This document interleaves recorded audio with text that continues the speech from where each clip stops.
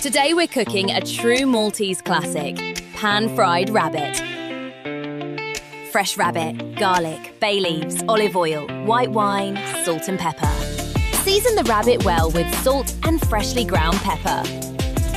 Brown the rabbit in olive oil until golden on all sides.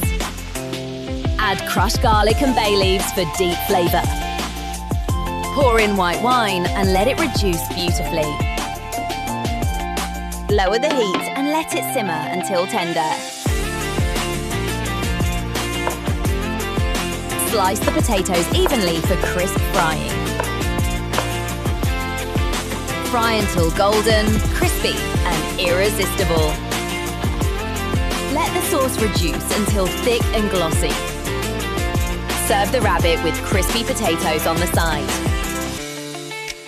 And that's traditional Maltese pan-fried rabbit. Enjoy!